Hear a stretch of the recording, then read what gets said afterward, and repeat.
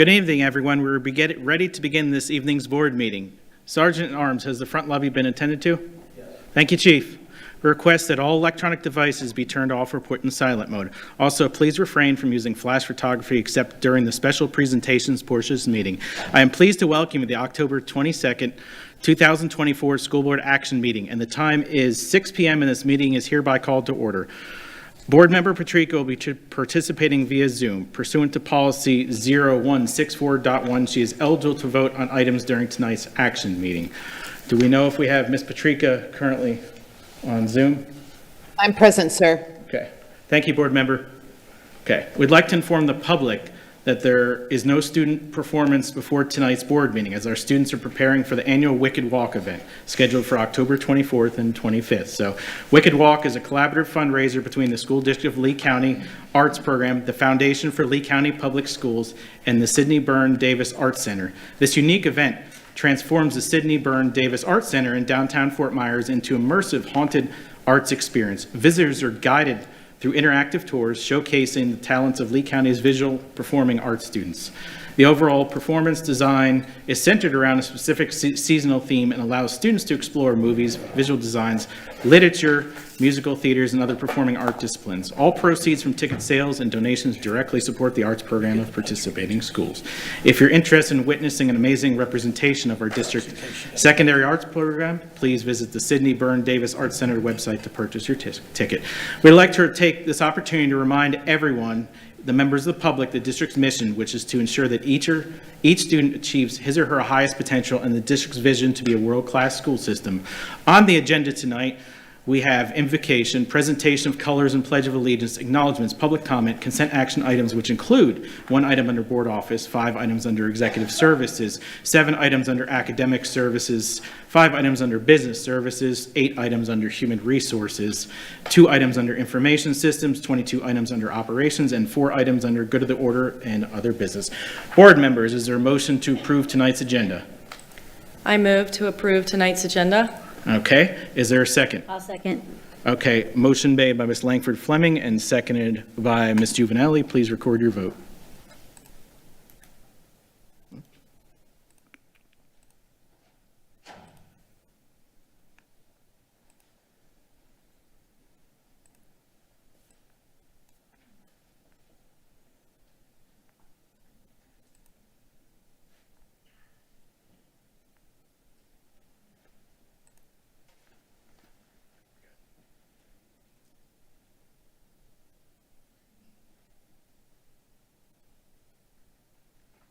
Six zero? Okay. Motion's approved 6-0. Okay. As is the custom of the board, Mrs. Langford Fleming will introduce her guest for the invocation, after which Mr. Persons will lead us in the presentation of colors and pledge of allegiance. Please stand, everyone.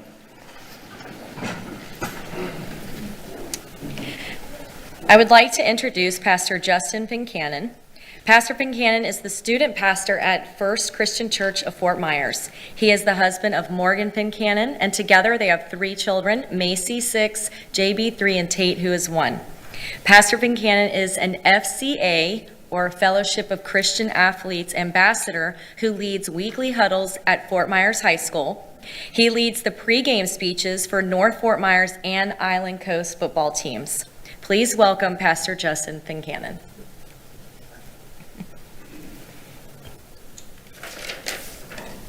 Thank you. Let's pray. We gather here today, and we are thankful, Father, for the opportunity to be in a room full of leaders who have a heart for serving our community and our future generations. And so we ask for your guidance and wisdoms as the leaders in this room discuss important decisions that will affect our community. I want to pray for our students. Would you bless our students with curiosity and a resilience and help them to grow into compassionate and knowledgeable individuals? I want to pray for our teachers as well. You would bless them with strength and inspiration as they nurture and educate the next generation. And would you give them patience and understanding along the way? And lastly, we'd like to pray for our administrators. that you would help them lead with vision and integrity, ensuring a safe and supportive education system for everyone. We're honored to be in this room. May our decisions reflect your love, and may our leaders work in harmony for the better of our community. We thank you, Jesus. In your name we pray. Amen. Amen.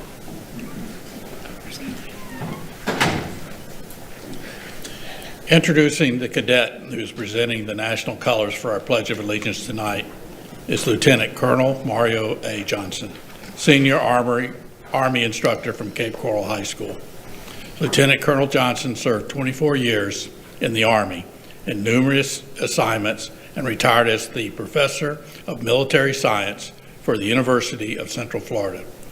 This is Lieutenant Colonel Johnson's 10th year as a JROTC instructor in the district. Thank you. Presenting the national colors tonight is Cadet Madison Lazan, the Cadet Brigade Commander of Cape Coral High School, Junior ROTC. Cadet Lazan is the student government president and one of the assistant trainers of the Cape Coral High School varsity football team. Cadet Lazan plans to attend New York University after high school and pursue a degree in the field of archaeology. Please join me in reciting the Pledge of Allegiance.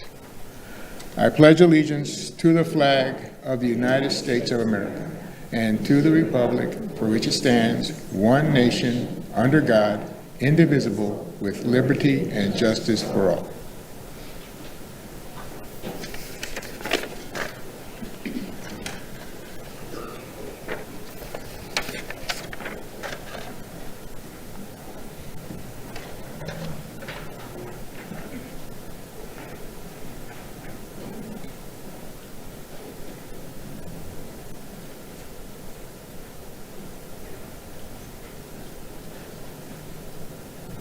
You may be seated.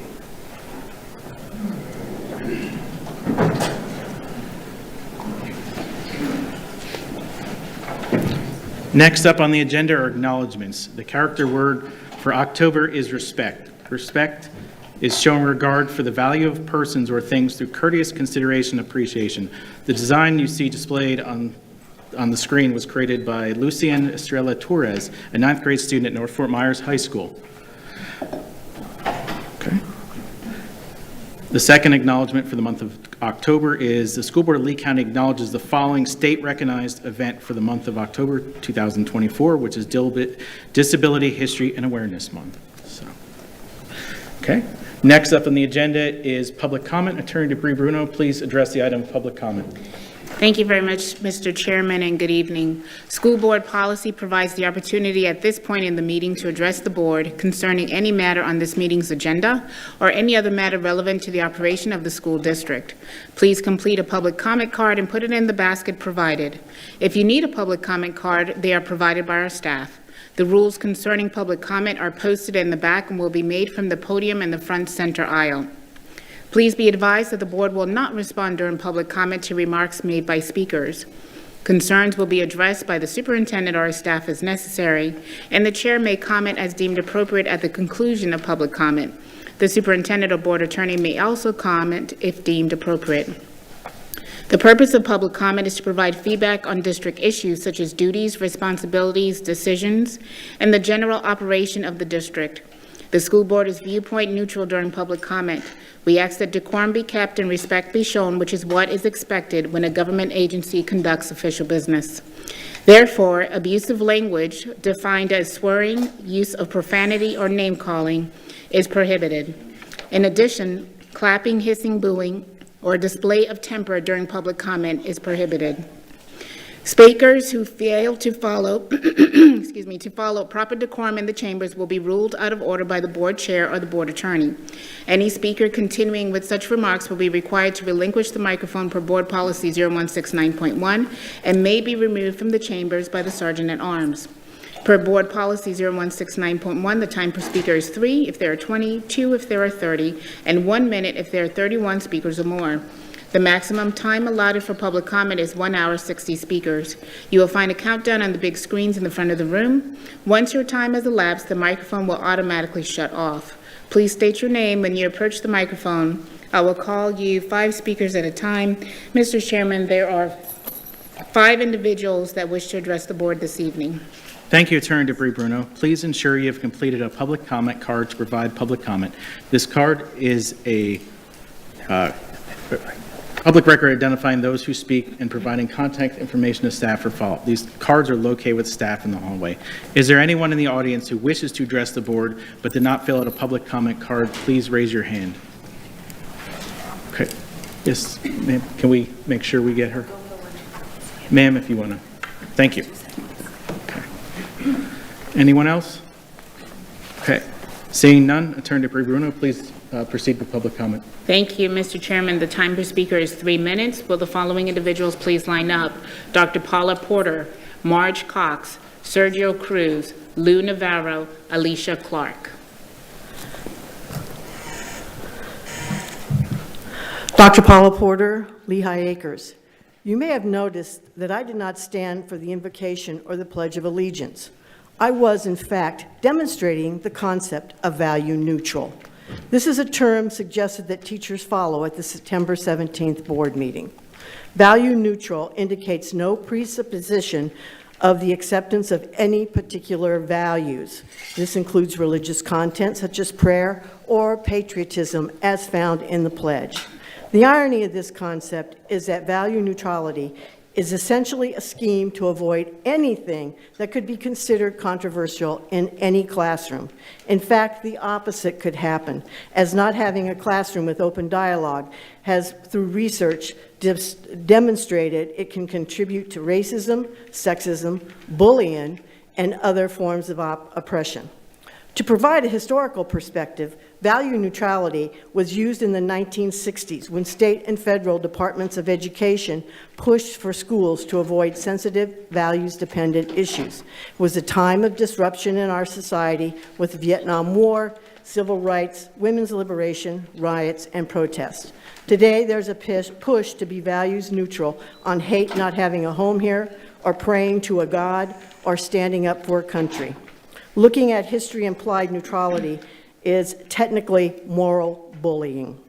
Let me repeat this. Value neutrality is moral bullying. For example, pushing prayer on all instead of a moment of silence is moral bullying to participate. Value neutrality failed over 50 years ago. The effort to remove value judgments from school content and taking away teachers' professional wisdom to prepare their students for life and careers deprives the classroom of all but a world of superficial meaning with limited values and morals, the opposite of what we expect our educators to do. Value neutrality is misleading, unattainable, and destructive to learning. The concept of being value neutral has been proven with academic research to have negative consequences in the classrooms by reinforcing existing biases, including those that lead to bullying, limited student engagement, and reducing opportunities for moral and critical thinking development. It's impossible for a teacher to communicate knowledge and understanding without transmitting the values our country was built upon. We do not want our schools to be value neutral in any sense of the concept. Thank you.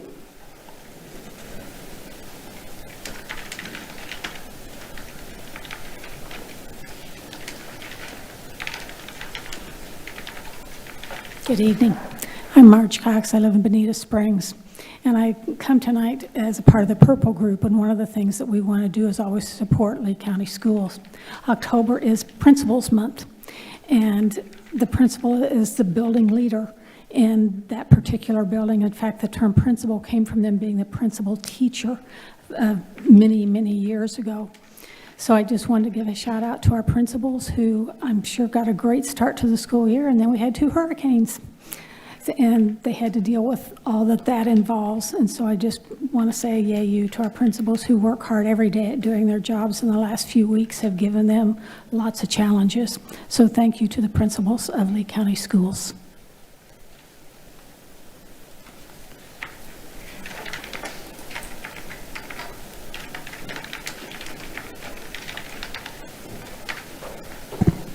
Good evening. As always, it's a pleasure to be here again to advocate and be a voice for those who may not have a voice. Due to time constraints last meeting, I wasn't able to fully articulate my concern and talking points regarding the districts and schools advisory groups and their membership makeup. However, I'll send a detailed email to you guys tomorrow about that subject. Tonight, I wanted to focus on drowning. My name is Sergio Cruz, and I'm a dad on a mission, driven by a deep concern about the rising epidemic of drownings in Florida, especially among children with autism. In just 1 month this year, 9 children tragically lost their lives to drowning. That's 9 families forever changed, 9 futures lost in preventable accidents. Drowning is the leading cause of death for children with autism, and as a community, we must act now. Autistic children are often drawn to water, and without the proper safety measures in place, they are at an increased risk. We need our district to champion an initiative that will protect our most vulnerable. I'm asking for this board's support in following the lead of other counties across Florida that have stepped up by providing free CPR training, swim lessons, and drowning prevention programs specifically for families of children with autism. We can take bold steps to offer these programs here in our own district, ensuring that all families have access to these life-saving resources they need. By offering free swim lessons and educating our community on water safety, we are investing in the protection and well-being of our children. My ask is not just for acknowledgement, but for action. I ask that one or more of the board members, superintendent, and/or the district to have a meaningful discussion with me and craft some form or initiative for this, for the district. Thank you. Will the following individuals please line up? Michelle Walker, Anthony Call, and Ellen Vicenguera.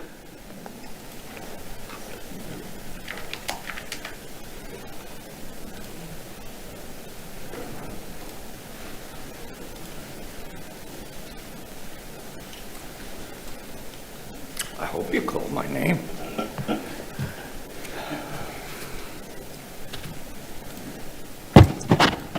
Lou Navarra, Cape Coral, former teacher, retired.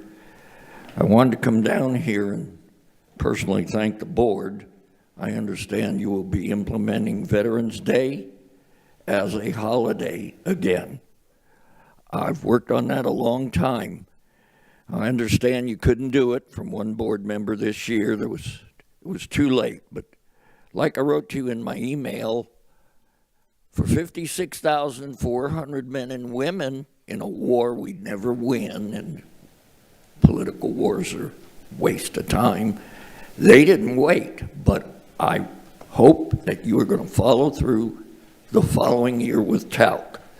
So I did want to personally thank all of you, especially Mr. Person. I thank you. He's about the only one that talks to me much, but it is what it is. I like that saying. I want to ask you to consider some legislative things when you meet with our state legislators. I think you should put the ballot back on for an elected superintendent. I looked at this election and I looked at the donors. It's all political. And that was a mistake. And in my 80 years of being a Floridian, I can't remember when the state, some legislator at Naples, mandated that we have a vote. I'd like to see that, as well as some other things that I'll bring up at some other meetings when I get here.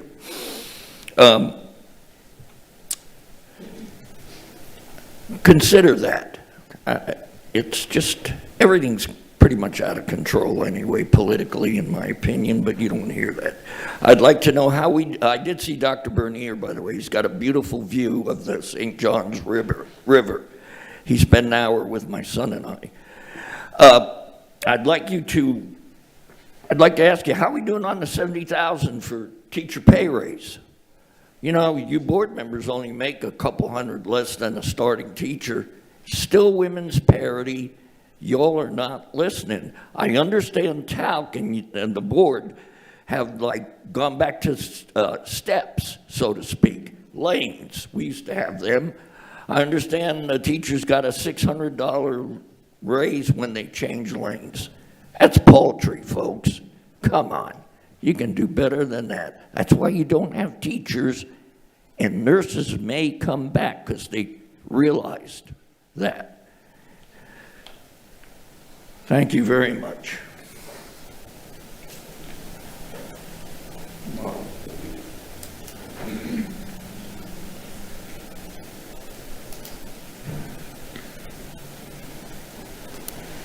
Good evening. My name is Michelle Walker.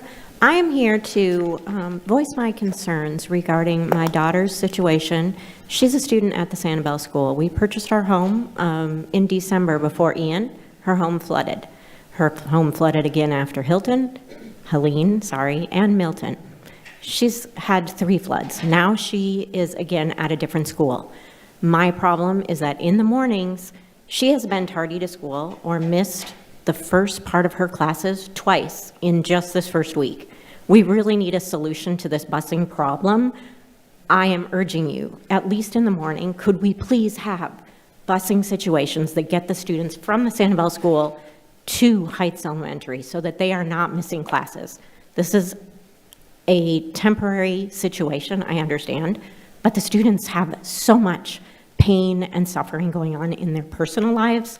I urge you to please look at the busing situations. I know it's difficult. I know there are not enough bus drivers, but we really need to address getting the students to school on time so that they can have a full day of instruction at Heights Elementary. I understand in the evening there are difficulties getting them home very quickly, but please, I urge if there's any way they could be transported to school on time in the morning, that would really be a wonderful situation for the students. Thank you.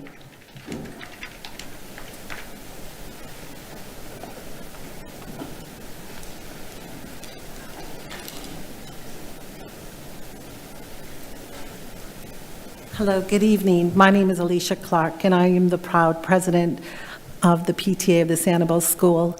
I first want to say thank you, and that's something you probably don't hear often, but thank you for giving us time to evacuate our island and keep our families safe. That was much appreciated. Thank you for your diligence in trying to find a school for us to continue our education. Thank you. But what really concerns a lot of us, and I'll be followed up by our DAC representative, is we still don't know what is going on with our school. Granted, it's been a short time, and you probably all don't have your reports either. However, a very deep concern of a lack of transparency has been brought from you all, and that is why I'm here. We need to know. Now, you must have the reports on Ian, and I've looked, and I can't find any reports on Ian. So that would be appreciated too, because what was the damage from Ian? What was repaired? What still needed to be repaired? Because we went back to school with no tiles, no carpet, no nothing, but that's okay, because our kids are pretty resilient. However, we did go back to school with leaks. We did go back to school with walls needing to be ripped out and repaired again. We did go back to school with floors needing to be repaired again twice. So what really went on with Ian? Is there still issues that have not been repaired and Milton just ripped off the Band-Aids? This is our concern.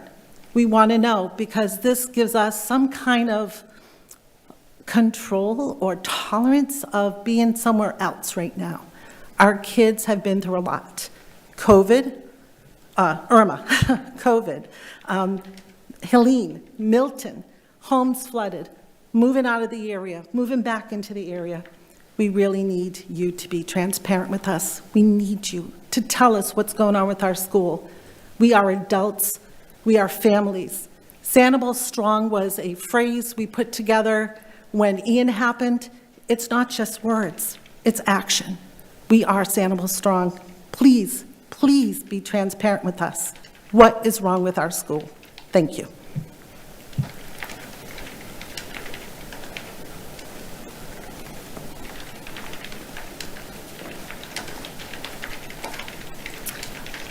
Hello, my name is Ellen Pinchiguera. I'm a parent of a 5th grader at Sanibel School, a member of the PTA, and the elected Lucky DAC member representative of the year, so before the hurricane. Let me first say thank you for getting us so quickly relocated at Heights. Our kids are great. They're, besides maybe some bus issues, they really got in and, you know, they're learning, so that makes us all happy.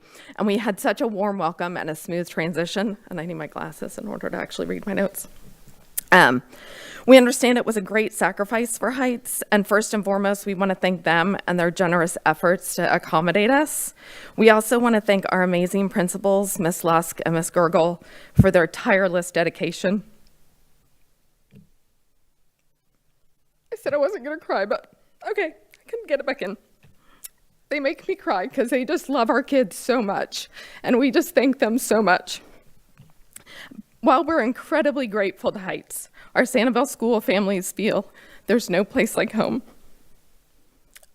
Our kids have faced a lot of displacement over the last few years at both home and at school.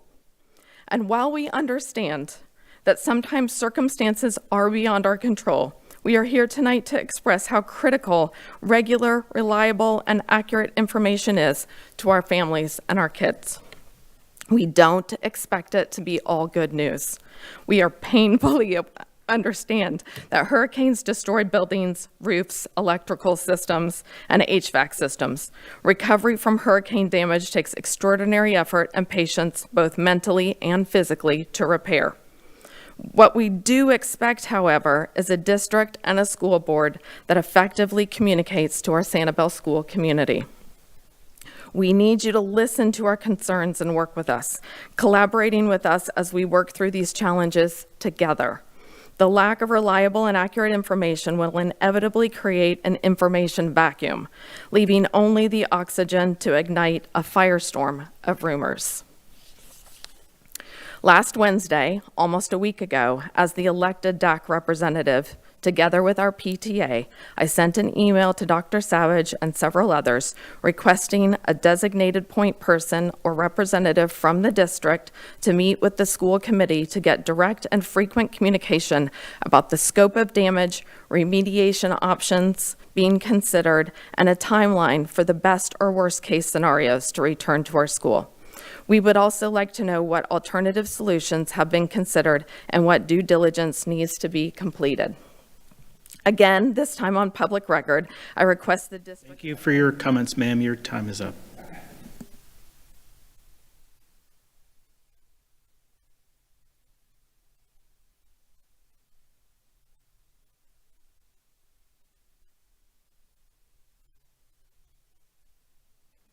Hello again, board. My name is Anthony Call. You've seen me every meeting for the past 5 or 6 meetings.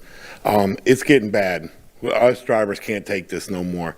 We're not getting paid. We're not getting paid right. We're always fighting with payroll. It's ridiculous. Our drivers are angry. We can't get no help from the schools for discipline on the kids on the bus. We're not getting anything done, and we're losing drivers. And next year, I hear that we're going to go to 8 o'clock for high schools. That's not happening. So I don't know what the board's wanting to do. I know our union is in talks with you guys about our pay and everything. That's fine and dandy, but us drivers, we need drivers. And nobody's coming for this pay. Nobody's coming for the abuse that we get on the bus from parents, from the administration that the school's not doing anything when we write referrals. These kids know it. I have several kids that tell me, write a referral, I don't care, because they're not going to do nothing, and they don't. It's getting ridiculous. It is absolutely ridiculous. And I hear drivers all the time come to me, what do we do? What do we do? We write strong referrals. It's nothing. They just, oh, well, you know. No, we don't know. And it's the good kids on the bus that take the abuse and have to go back to the school to drop the bad kids off or get abused by the bad kids on the bus because nothing is happening. And it drives us crazy as we're putting in 10, 11, 12-hour days, 5 days a week. We just need something to happen. We need a break. It's just, I know we've had breaks from the hurricanes and everything else, but we come back. I've done nothing but run the wheels off the bus to get the kids home on time. My kids don't even see me from my normal route because I have to cover other routes to get kids home. We stretch ourselves so thin. And the drivers are pulling together and trying to get it done. It's to the point now where drivers are tired, and it's not even that far into the year. And it's going to come back where people are after they come back from Christmas and stuff, probably won't come back. There's drivers that are wanting to retire already, and they were going to try to hold out to the end of the year. So I don't know whether you need to go to our upper management and figure out what's going on, but this is crazy. All the work we do and we get a notice on our bus that your bus isn't cleaned. Well, when I'm doing 11 hours a day, I don't have time to clean my bus like it should be cleaned. I don't have time to wash the outside of my bus. I don't have time to do much of anything.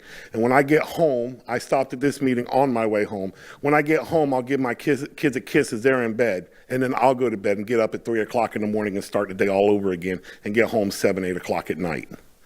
So please, if you can do anything, see what we can do about getting this situation resolved where we can pay more so our drivers, we can get drivers, because it's going to get bad before it gets worse. And it's getting that way. Thank you. Mr. Chairman, that concludes public comment. Thank you, Attorney Debris Bruno. Dr. Savage or Attorney Debris Bruno, is there anything you wish to follow up with public comment? Is there? Sure, I have just a few items, just to kind of go in reverse order. Do appreciate anytime that there are a couple issues kind of in the bus side of this. One of the structures that we utilize is through labor management. The union leadership really gets to elevate what are systemic issues that they're finding, and then that is really how our transportation employees, if their voice is concerned about things like that, they can work with individual school administration if we find that it's isolated to particular issues. Obviously, that's not related to pay. That just has to do with some of the disciplinary pieces. The specific aspect of pay, obviously, that's something that through the bargaining process we're attempting to address in a systemic way as well. Looking at there were a number of comments based on Sanibel, so I'm just going to kind of take them in the order they came. The first was just about busing, and again, that is definitely something we were working on. We're aware there were definitely with the adjustment of routes, there were some significant issues of buses either being late or not picking up, having to be rerouted. Obviously, you're familiar that across the entire system, we are having lots of issues related to transportation. However, the morning tends to be a little bit higher performing in terms of those numbers for us. So knowing how significant this is impacting the folks at the Sanibel School, we certainly want to ensure that they are delivered to their school and having less disruption to their education beyond what they're already experiencing. So that is definitely a work in progress. As well as the communication, there were a couple comments about communication piece. And so one of the things that we had done right at the outset was establish what we were hoping to do was a predictable cadence, which was a weekly status update. The idea knowing that there's the time of work, the time of assessment that goes on, the stabilization of the school, those things do take time and you want to give meaningful substantive updates. So the cadence that we developed was a weekly communication with both, not just Sanibel School, but the Fort Myers Beach. And the goal there again is just to give meaningful updates. And so that happens each week. Just for matter of inference, just for knowledge for the group, the Ian facility assessment is the same criteria. We use the exact same things. And so when it turns to what is it that we're looking for, there's a bunch of different things from a checklist standpoint. The element that I think is pretty critical for the Sanibel School in this particular case, because a lot of these other things have been figured out, such as power and so forth, was the air quality. For the air quality, it's very important that we can capture if there's organic growth occurring within the building. That's something that from our standpoint, we have to make sure that we have proper air quality testing that says things are safe, and if aspects of the building are not, then those things have to be dealt with. Certainly, as one of the comments was made, that talked about how things were not quite put together in the Urban Regime School. That clearly is still our consideration. The phase that we're underway right now in the Sanibel School, just to give more detail, is essentially a maximum of 21 days of remediation and stabilization. The goal through that remediation and stabilization process really is to stand up the facility in such a way that we know if there was growth detected, that growth is remediated, if there was considerable damage of any kind, that is dealt with, drywall, cut out, so forth. Stabilizing the facility is the first step. What that doesn't include, again, is the rebuilding, the building back smarter concept. Because as they mentioned in the comments, this isn't the first time that our Barrier Island schools have been disrupted in this way. We see how substantially disruptive this is for our students, for our staff, and all those folks. And so not only do we want to do the stabilization and then try to get folks back into their building as soon as we possibly can, but safely, But we also then want to make sure we have a good, thoughtful plan for what does it look like then in the longer term to try to keep these disruptions as minimal as we possibly can. I also just wanted to acknowledge the big thank you to Heights and to Sanibel. The flexibility that our staffs have used, they gave voice to it, but it's just so substantial for our community to be aware. It's a huge ask in a very condensed period of time to get these staffs to work together to accommodate, even though they had the physical space, it's a massive movement. So just really wanted to acknowledge that as well, the tremendous things that Heights have done to welcome the Sanibel families and how wonderful it's been to have the Sanibel staff there working on that site to give our students, and it's the vast majority of our students have been able to attend both at Fort Myers Beach, at San Carlos, and Sanibel because they're here tonight. Over at Heights, they've been able to have less disruption to their education because of the tremendous flexibility of the parents, the staff, everyone working through these challenges of both those, all four of those impacted campuses. The last thing I just would like to say on that piece is just truly, we want to continue to have effective communication. Right now, we work through a number of lanes. It depends on what it is. Obviously, the administrative, rerouting, logistical aspects primarily flow through the principal and the principal supervisor. However, when it comes to the facility, there are a number of things that occur there. Predominantly with the facility side, Frederick Ross is our executive director in operations who has been the lead on that. And so some of our key folks have those contacts, and so they're able to distribute information through their official lanes. But again, it's that weekly communication cadence to give meaningful, substantive updates utilizing the same criteria we established during Ian. Those were those aspects.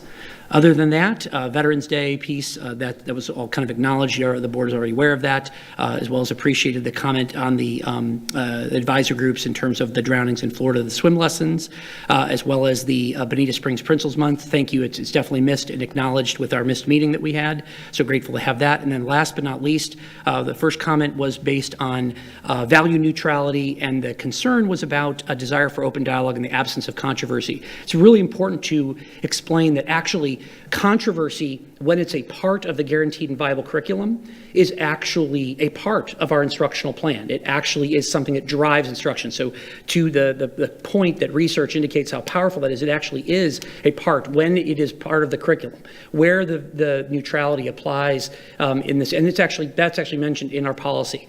Where it is not permitted or it's not permissible is when it is an individual personal choice that is not in any way designed to reinforce the curriculum and is an intentional part of that curriculum and instructional plan, that it really doesn't, because that's not really the place of our classrooms are not designed for that. Our classrooms are designed for instruction, which are the state-approved standards, and then the local curriculum plan that is designed to support instruction towards those standards. That's our core mission, and that is our work. So those were all of the comments that I heard and the substantive responses, but I'm happy to provide more detail if a board member would appreciate that. Yes.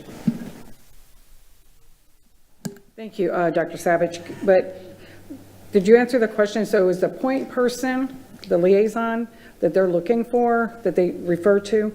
I think it was Miss Ellen, that would be the principal. And the cadence is that you are sending the principal the weekly update, and then they are distributing it to the families.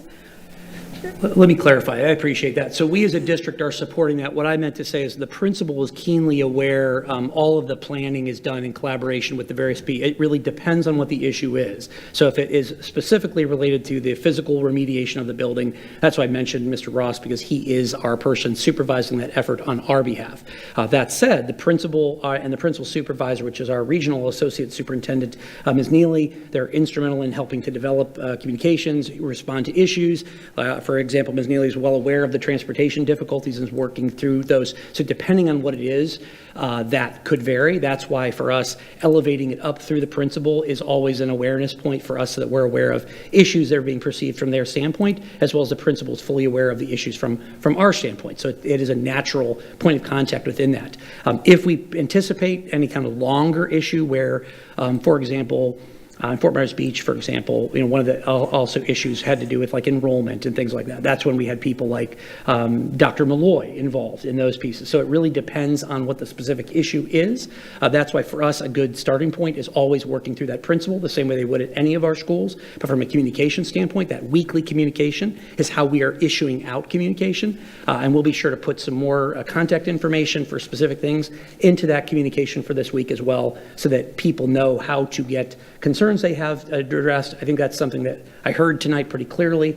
They'd like more clarity on how they engage so that we don't have I believe it was like a vacuum of peace, and then rumors and such can address that. So we'll make sure to put that in our weekly update communication with our families. Okay, I want to thank you. And then also, I just appreciate you clarifying that, because I think it's really important when we hear people coming and they're believing that the district as well as the board is not giving them the information that they need to do what they need to do for their families. So thank you for that clarification. Ms. Morgan? I think that clarification, though, is something the parents should have had along the way. I don't think it's something they should have had to come to a board meeting for more than a week after the hurricane. So okay, no, please. No clapping, please. And I'll make the rest of my comments later, but since another board member spoke up, I thought I would too. Thank you. Yes, everybody. Yes, just a point of clarification. So we did send out a number of district-wide messages, October 6th, October 8th, October 10th, October 11th, October 12th, October 13th. We did send specific Sanibel specific messages, which informed things such as what I just described today, air quality and so forth. October 13th, the community was informed due to the Hurricane Milton-related damage, they could not return to the building. On October 14th, the very next day, a flyer was linked to the parent message about temporary relocation considerations. The community was informed there will be weekly updates. The community was informed that Heights was a relocation school. That was on the 14th of October. The parents were also informed of bus locations and times. On October 18th, a message to the community sharing portions of the school that were under consideration for occupancy, buildings 7, 10, 11, and 12. The community was also informed that IAQs would be conducted. The next update was communicated at that time that it would be coming on October 25th, 2024. And again, I share that because those were obviously communications that were sent attempting to answer and be proactive on some of these things. So just because of the board member comment, I want to be very clear. If that is insufficient, if it was something that, certainly we will always try to be better, but I'm looking at one of the communications. It says, this is branding on it, so you can see the level of detail it went into it. Remaining at Sanibel School, the facility is in need of remediation, including appropriate indoor air quality result for all rooms used. We're currently exploring the use of the Sanibel Recreation Center. This option will be monitored weekly to determine if and when a return to the campus is feasible. Virtual learning, a request has been made to the Florida Department of Education, but their approval has not been received. Relocation to another school site, Heights Elementary School. This location was considered the best option because of the proximity to Sanibel School, the availability of classrooms necessary for learning. Lexington Middle School, there are insufficient classrooms available. San Carlos Park Elementary School, there are insufficient classrooms available as they're housing Fort Myers Beach Elementary School. The attempt in just that snippet of what I'm pulling forward is this was official communication that was sent to attempt to be proactive and address some of these substantive aspects. So I don't want to mischaracterize that there has been no communication. One, and again, do I have systemic? We do know that the vast majority of these students, over 200, showed up on that very first day. All these sites were over 90% in attendance on their first day. So I want to give credit to the team that worked on the communications and sent them. I understand that individuals may have felt it was insufficient, and that may even be a sentiment that's shared, but I don't want to mischaracterize it. No communication existed, and that it was just assumed to be ineffective when I have a lot of it in front of me that shows dates and times and so forth. So just respectfully submitted. Attorney Debris Bruno, or was that all you have at the moment, Dr. Savage? Attorney Debris Bruno, is there anything you wish to address regarding public comment? So one thing I do want to address, because I am familiar with a lot of the communication that has been sent out. So I think one thing to be very clear is that the district can only provide the information that it has at the time. I understand the frustration, but I can tell you, and just because I have been in the room and I understand, the top priority is to make sure that students or staff are safe. We have to do our due diligence to make sure that the health, welfare, and safety of students and staff when they go back into a building is safe, because we don't want anybody to be sick. And it takes time to figure out what's wrong. That's what remediation is for. Where's the damage? What do we need to do to actually stabilize it? It can't be done in 24 hours. So patience, and we do appreciate the concerns that you have, and we hear you. At the same token, just understand that the district is doing the best that it can to alleviate the concerns that you're raising, as well as make sure when the kids go back that they're safe. Thank you, Mr. Chairman. Thank you, Attorney Dupree Bruno. And just so everyone's aware, board members, if they want, will be able to comment at the end of the meeting during board member comment of any specifics beyond this at this point. So thank you both for those explanations. I just want to say again to all of our bus drivers on behalf of the board, we appreciate you. We know you have a lot. Thank you, thank you, thank you. On behalf of the board as well, for the families of Sanibel and Fort Myers Beach, I know all of us, our hearts go out to you. You all have been through so much over these past few years. So I would be remiss if I didn't recognize one thing, a bit of thanks on behalf of the school district with the governments of both the city of Fort Myers Beach as well as the city of Sanibel have been great partners with us, as well as communication. I know we have Councilmember Holly Smith. Appreciate you being here. So thank you. Please send back our thanks to the rest of the Sanibel Council as well as to the members of the town of Fort Myers Beach. So thank you, everyone, and we truly, truly appreciate our feedback. This is what our jobs are. This is what we're here to listen to. Thank you. At this point, we're going to move on to approval of consent action items. So the documentation for action items listed under consent is made available to board members 7 business days prior to the board meeting. We're expected to review all the material, and we have an opportunity to speak with the superintendent with any questions we have regarding the recommendations. Some of these items have also been briefed or workshopped with the board in advance of appearing on the action agenda. Board members, are there any agenda items you wish to pull for further discussion? So I'll start with Ms. Giovanelli. I have none, thank you. Ms. Patrica? I have none, thank you. Okay. Ms. Jordan? I have none. Mr. Persons? I have none. Ms. Langford Fleming? I have none. Ms. Morgan? I have none. And I have none. So at this point, is there a motion to approve tonight's consent agenda action items? Mr. Persons? I make a motion, we approve the consent items for tonight. Okay, do we have a second? I'll second. Okay, motion moved by Mr. Persons, second by Ms. Langford Fleming. Please record your vote.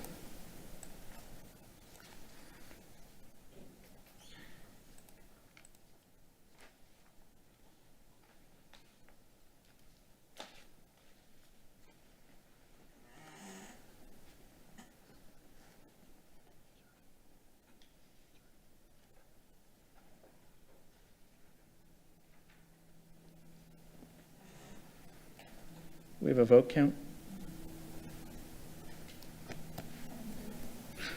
Motion carries 7-0. Dr. Savage, if there's any administrators in attendance, please feel free to welcome them. Chairman, it would be my pleasure.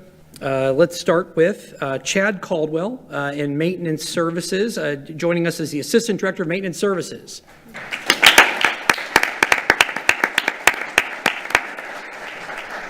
I'd also like to acknowledge Riley Kempton, Communications Government Relations, our Coordinator of Government Relations.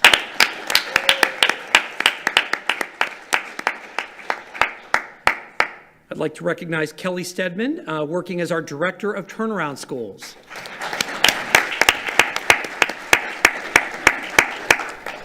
I'd also like to recognize Shirley Sparuta in our ESOL department, a Coordinator for Language Learners, English Language Learners.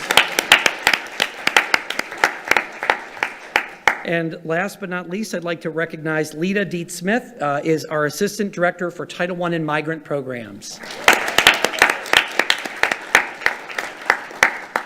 That's it, Chairman. Thank you, Mr. Superintendent. Congratulations to everyone. I am going to echo the words, as I always do, of Mr. Persons, as he said. Please make sure you go out and enjoy tonight with your families, but make sure we see you tomorrow morning, though. So everyone, as I said, any one of their administrators, feel free to leave the boardroom if you want at this moment. Congratulations, everyone.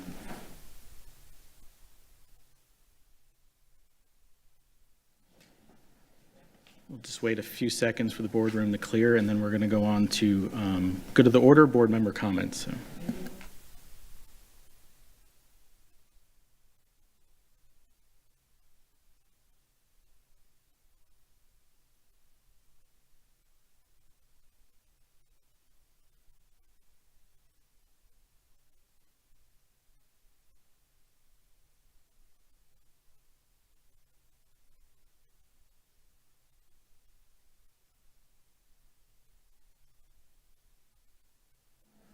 Okay, we're going to move on to item S, good of the order, and board member comments. We will start with you, Ms. Giovanelli. I'll be quick. But I do have a question for the superintendent. So, Dr. Savage, do we have,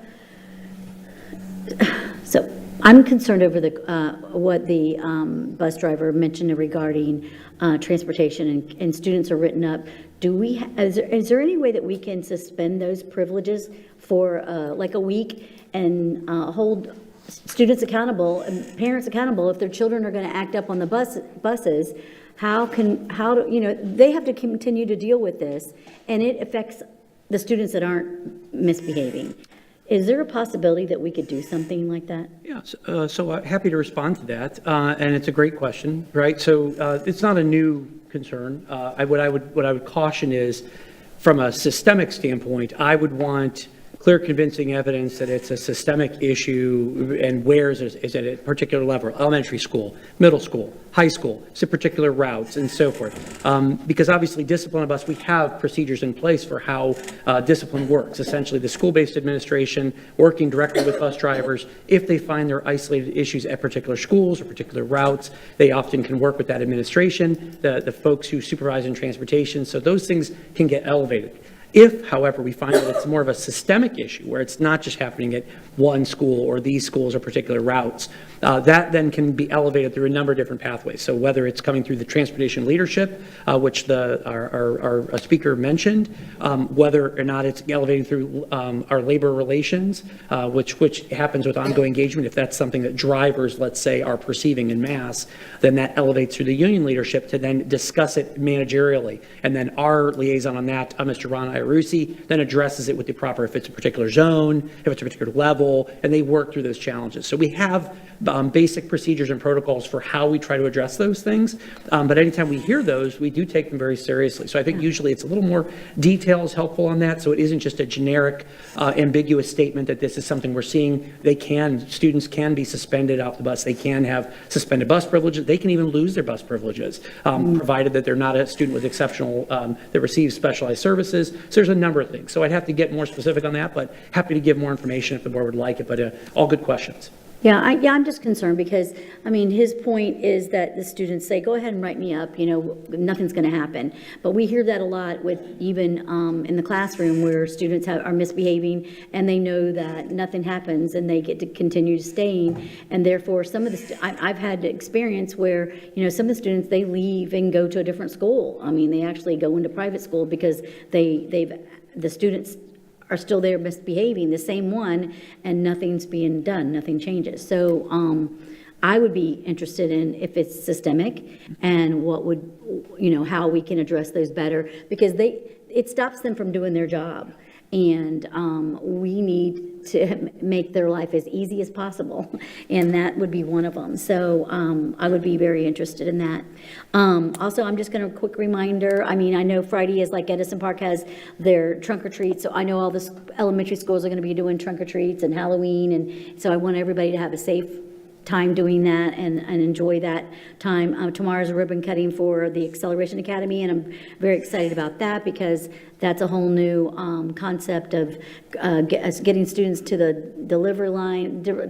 I'm not saying delivery line, the diploma, and actually getting something that they didn't think they would ever even achieve, and that's happening in Lee County, and that's a very positive thing that we're doing. And then I just have one little quick speech regarding me wearing orange today.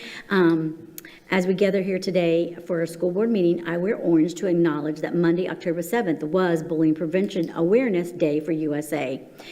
We had a weather event that stopped us from acknowledging and bringing awareness, as I plan to do October 8th.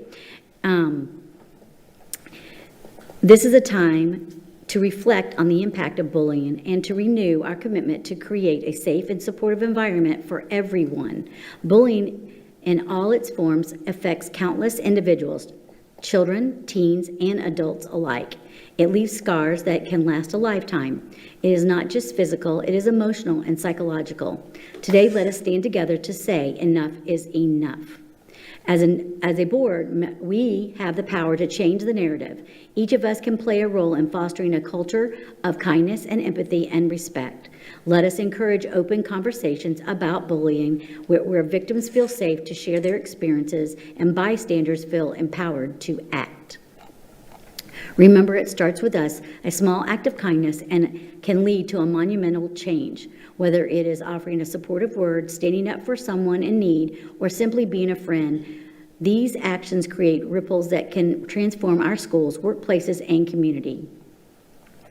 I urge each of you to take a pledge this month to be vigilant, to speak out against bullying, and to support those who are affected. Together, we can create an environment where everyone feels valued and safe. Thank you. Thank you, Ms. Juvenelli. Ms. Patrica?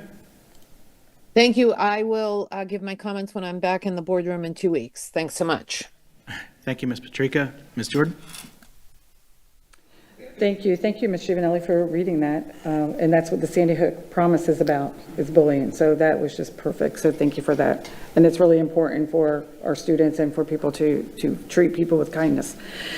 Thank you, Ms. Cox, I feel bad because I failed to remember that it was Principals Month. So thank you for sharing that and bringing that forward. And I do appreciate each and every principal that we have very much. Mr. Sergio, thank you. That was important about the water safety. We're in Florida. Kids need to know about water. So I thank you for bringing that forward. And the only reason I spoke regarding Sanibel is because Dr. Savage had said if there's any questions, he would be more than happy to answer. And I just felt that they needed clarification of what that looks like because it's really important to our families.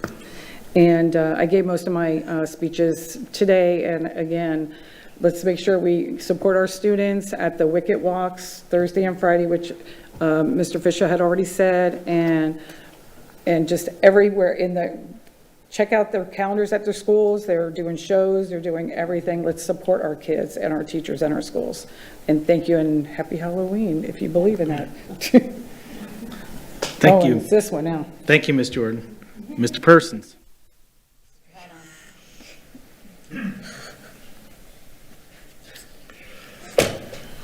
A very bad bet was made a few weeks ago. Being an alumni of the Fort Myers High School, I bet someone called Chair, along with Miss Jada Fleming, that the Green Wave would beat the Red Knights. The bet was simple, no money, so nothing illegal, but I have to wear red because they defeated the mighty Green Wave. But this is the hat I went out and bought just for this. Even wore a little bit of red on my tie. Got some green on though. I do want to say about the Sanibel school. I went out there shortly after the storm, met with the principal. It's frustrating because the damage looked much more minor. It had minor flooding, a few inches in the school versus a couple of feet, 3 feet, like I had in Lexington. But it really takes just as long to remediate that as it does a major flood, as long as it's not blowing out windows and roofs off. I mean, that is a disaster. But the carpet has to be a lot more than just clean. It's going to have to be taken up, from what I would guess. I'm not the expert. I'm just saying, as a board member, that I anticipate a little bit. I know they're working on all that now. The drywall will have to be stripped back to a certain amount because even though it's just a few inches, it soaks up into behind the wall. So we have to really worry about mold and air quality. So it's the safety of the children is of the utmost. And it's fortunate that the teachers and students can stay together. And I know it's a great inconvenience to have to be transported off the island. So we want to get you back there as soon as possible. And I know there's a few plans they're working on that. So as they said, they'll do weekly updates, and I know as a board and the school, we want everything as soon as possible that we can safely get y'all back. We're not ignoring it in any way or form. But thank you for coming and speaking up.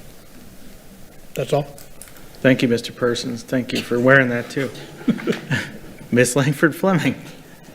Yes, I was part of the original bet, and I know that happened several weeks ago, but I'm a woman of my word, so I found my red dress. And I actually had a player on the green team, so that belongs to me. So, go Knights. Okay.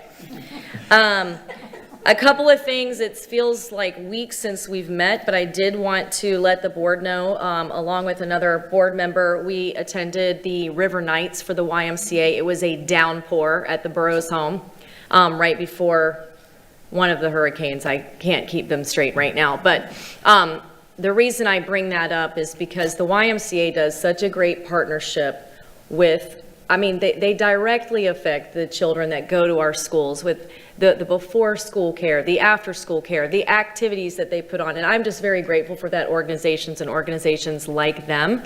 So I'm always happy to plug those types of groups here in our community. Last week, and I failed to mention this with we had an amazing student up here earlier for our workshop, which I don't know if they're allowed to miss school, but I actually really enjoyed having a student during a workshop. I feel like she probably got out of it. I mean, she's a senior, so she had to miss a couple hours maybe, but I don't know. I think she got a lot more out of it maybe than our action meeting. But she also is an IB student, and I was able to shake hands of 114 IB students at Fort Myers High last week to give them their IB pen. So that was, I mean, to see those kids come fruition, when you talk about a freshman to a senior and the amount of hours and because they're not just academia.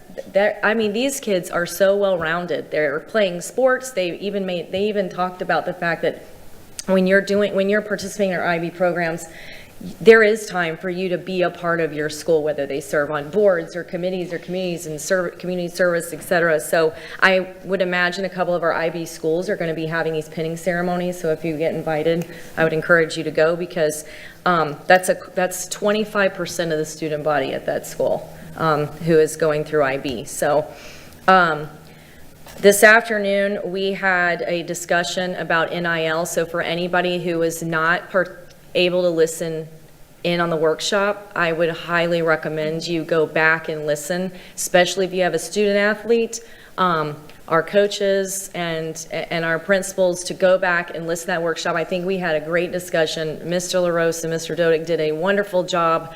And like they said, that is a living document. We're going to have to continue to go back to revise that, especially as things come across our plate. But I want to say thank you to our coaches and our assistant coaches who are spending hours away from their family for pennies to be mentors to our athletes. I appreciate them so much. I'm almost done.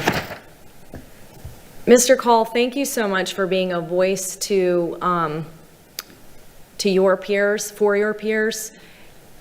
It's really hard as a board to really know what you're going through if we are not doing it ourselves. And I know you hear us say we appreciate you, we appreciate you. We really do. And we can't talk about it right now because we're in negotiations, but I can tell you right now this board is fighting for everything we can to compensate you. But again, I'm going to reiterate, never at the expense of your own family. They come first. So I just wanted to put that out there. And Mr. Cruz, I'd love to have more conversation. I thank you for bringing our attention, but I'd really like to actually talk about something like what you were mentioning and maybe see if we can put something like that into play. Thank you so much for the Sanibel school community. I've read every email that's come across my deck, and I cannot imagine the frustration that not just you, but your kids are going through. And the same for Fort Myers Beach. I I'm not in your shoes, and I'm certainly not going to pretend to know exactly how you feel, but I do appreciate the communication. I've been reading them as they've come across, and maybe there's more that you're asking us for, but I do feel like staff is working around the clock to do the best they can to get these kids back, and I would be remiss if I did not give a shout out to Mr. Palo and Dr. Stevens and the opening of the way their staff has opened their arms to these two schools, because I know for a fact that I spoke to one of the principals, and he was there from Friday, Saturday, Sunday, trying to get that school ready for that Monday. So I think it's really important, and thank you to the Sanibel and Fort Myers Beach principals as well for being so patient. So that's all I have. Thank you. Thank you, Ms. Langford Fleming. Ms. Morgan? Yeah, I'm going to have a lot because I'm getting close to the end of my term, and there are a couple of things I want to mention. But I will start off by saying that in the board member weekly update, Benefits and Wellness talked about their tabling event with transportation. They're visiting each compound to provide employees with information about district benefits, retirement, and wellness. It's about time. Fantastic. Thank you so much. That's what we need to do. We need to meet our employees where they work, and we need to be able to answer their questions at a time that's convenient for them. So that, to me, that's terrific. Another thing, I often speak at the table about what staff are doing or programs or initiatives that so impress me, and it occurred to me a month ago that there's one department that I never talk about, and that's IT. I compliment district staff, other initiatives, but I never talk about IT. I don't know if people know that our CIO has a national reputation. He is and Dwayne Alton, he is the Florida go-to for IT. And several years ago, a consultant was brought in to work with him and other departments to coordinate, align, streamline all of our systems. And IT at that point could have gone like this, because the person who came in knew nothing about working in education. It was someone whose entire career was in IT in the private sector. And over a period of, and I'm guessing it was 18 months, maybe 2 years, working together, they did transform how we work with systems in our district. And I think of them as sort of the neural network that coordinates the people, the programs, everything that goes on touches something that IT does. So I just want to recognize Dr. Short, Patrick Way, Jose Cuevas, and Richard Avias.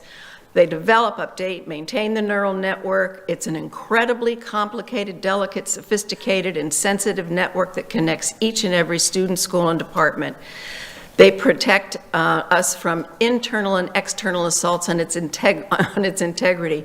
Those are the people who tell us we have to change our emails all the time, or our passwords all the time, and the passwords get more and more complicated as you go on. They happen at several levels. I had to deal with that when I came into, and my apologies to the board for arriving late, but I did have to deal with all of the sign-ins when I got here. So I just think it's important to recognize that we have some incredibly talented homegrown people who are specialists in an area that really benefits our growth as a district, and really puts us on the leading edge, certainly in Florida and in the U.S. in terms of what we're doing for staff and students and access to technology. And now I want to talk a little bit about communications.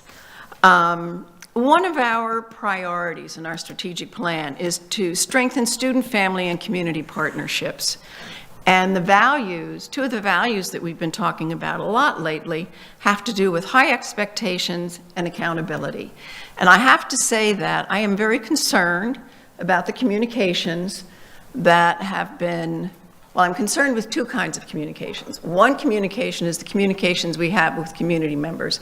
Clearly, the nature of the way we communicate with our communities has changed. because we have a different structure, and I don't believe it is working well. I don't believe that in situations like Sanibel, Fort Myers Beach, we are giving people timely, reliable, informative information. We are not responding on a timely basis to things they need to know. It's not, you can't say that 3 people here are 3 people talking about what's going on. The 3 people, well, let's see, 2 of the people here, one was DAC, one was president of the PTO from Sanibel. They represent the entire school. So it's an issue for the entire school. We need to have a way when they come in with a question, not to tell them that they have to wait until the next weekly update.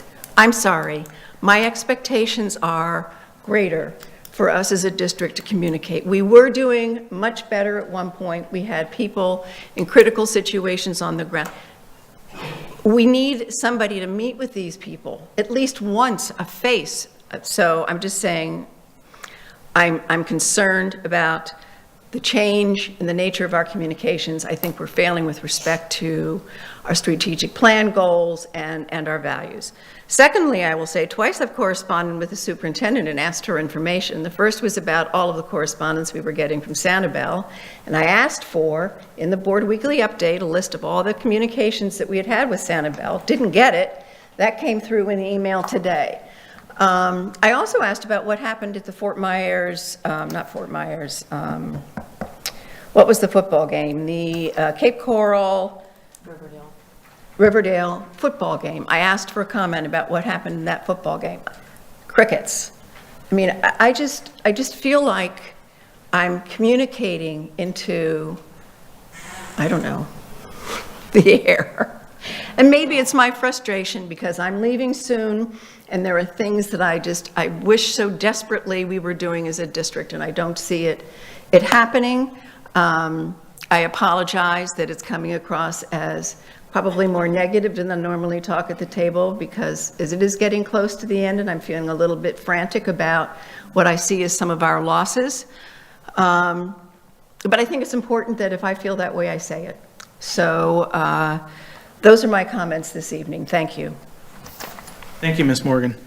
Okay, I'll get to a couple things. First, just wanted to talk a little bit about Sanibel and Fort Myers Beach. Obviously, I echo what everyone says up here. Obviously, we want to do everything we can to get you back as quick as we can for both. Obviously, student safety is first. So I know I was able actually to go to Sanibel School and saw some of you out there, and to go around and see and, you know, go through as well with, I know, as I said, the city manager as well as Councilmember Holly Smith down there as well. So I appreciate their help. I also don't want to be remiss. We had another school that had, some other schools had damage, but also Hector Cafaretta, some of the portables, Dr. Kurtz's room, obviously they got destroyed during Ian, and even so, they didn't take on a lot of damage. They still took some damage this time and had to kind of make way. So I really want to give a shout out to his team, because, you know, they've got a lot on their plates right now with the space they have. So I want to make sure we recognize that, Dr. Kurtz and his team as well.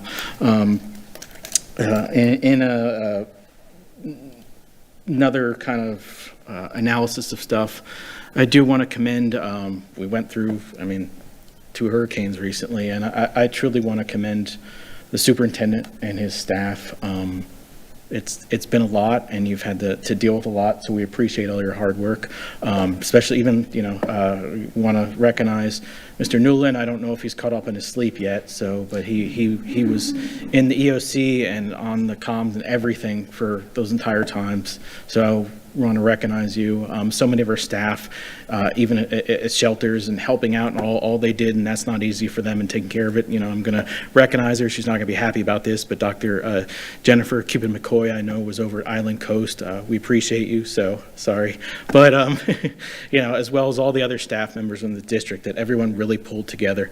Really, really appreciate all the work that everyone has done. I also want to thank the county. They were really good partners with us, and they really kept communications. They really helped us get to what we needed to, as well as state and federal reached out to us as well. That was appreciated. So I want to make sure we recognize that, because it was difficult circumstances, and obviously a lot of things and a lot of moving parts, and we've all been hit with different things. So I don't.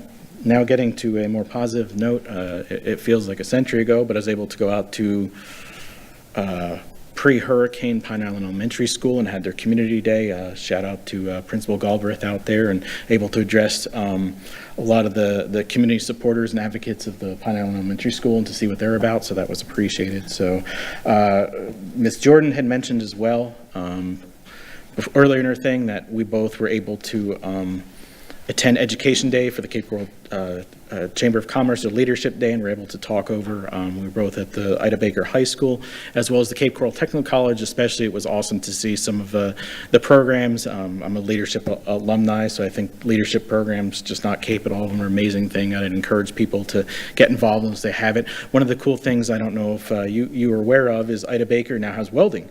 They were the sister plan to South Fort Myers, and they were built for that, but now they actually are beginning their welding program. So I know for all of you in tech and trades, that's exciting. So last thing I want to mention, I want to say to Mr. Persons and Ms. Langford Fleming, thank you for being great sports. Ms. Jordan was there as well.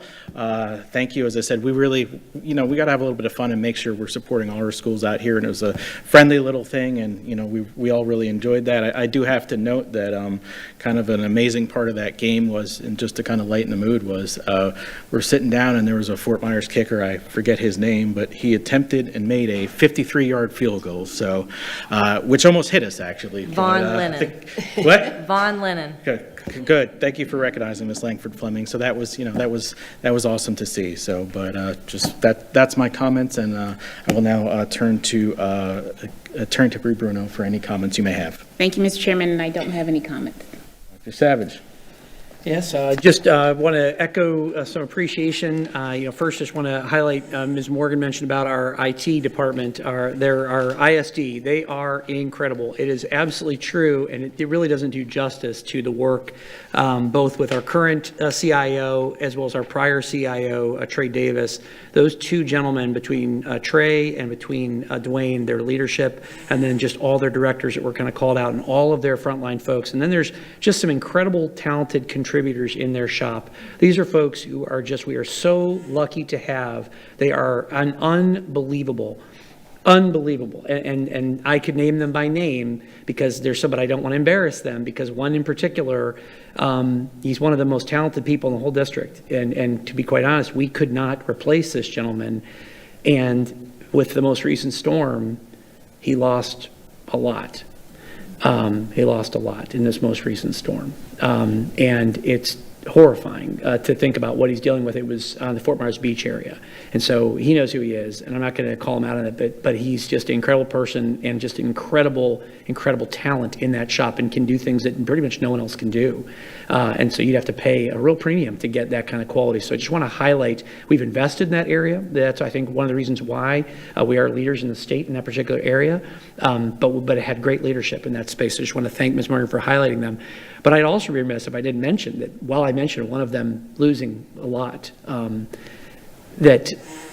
that really was a huge issue. The reason why we're meeting today and had a lot of additional items put on, our workshop was full, is because we did miss an entire board meeting because we did have back-to-back storms.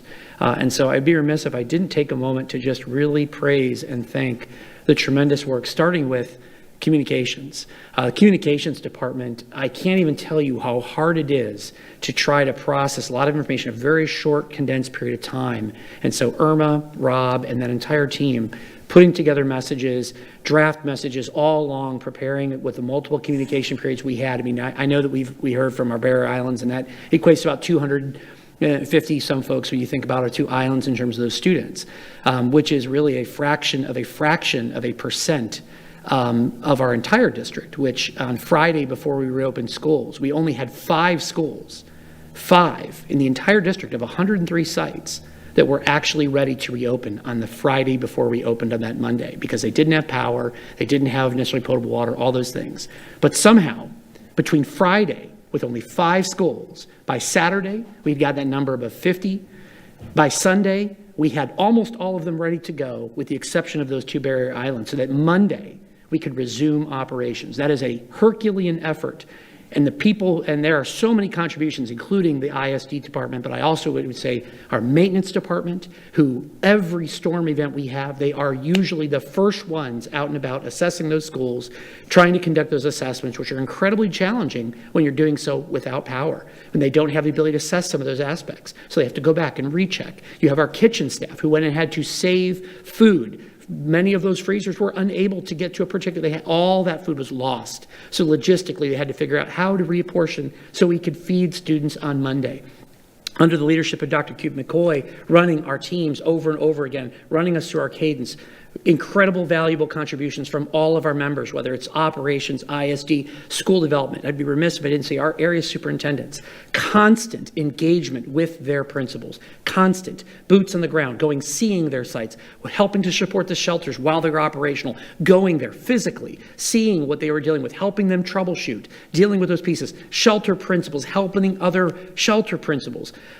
It goes on and on and on. Sister sites, sending additional staff. When we're in an emergency in this county, the school system is a huge part of supporting our community through it. So our President, Dave Newland at the EOC, our legal team on these pieces, working through difficult things with us, it was, I just can't even begin to thank all the people who did it. But no, they worked nonstop.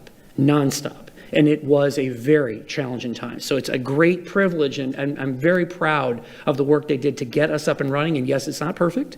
Lots of opportunities to improve, but I would just say that was done, and the vast majority of our community was able to resume, other than, again, those two barrier islands that again, we're able to then, by midweek, get to alternative sites, which, again, logistically, getting furniture moved into those rooms, getting materials, allowing those staff to work through, while we're also simultaneously getting the facility stood up and doing that initial work. It's a monumental task for an organization of our size to do that, and I just wanted to make sure I really shine a light on all the people out there, and Mr. Shager with all of our getting our calendars redone and getting a lot of that work.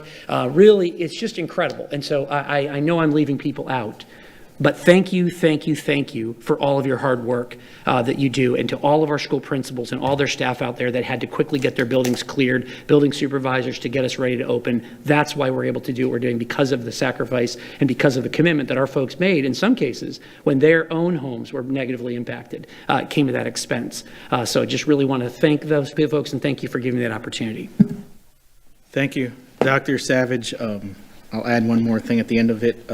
Our next scheduled meetings are Wednesday, November 6th. There will be a school board workshop with public comment at 2:30 p.m., followed by a school board action meeting at 6 o'clock. I just want the general public to be aware that will be the final board meeting for Superintendent Savage, Board Member Morgan, and Board Member Trika, and we want to make sure we thank them for their service to this district on that date. So at this time, having no other business to come before this body and seeing no objection, this meeting is adjourned. The time is 7:22 p.m. Everyone have a great evening. Thank you.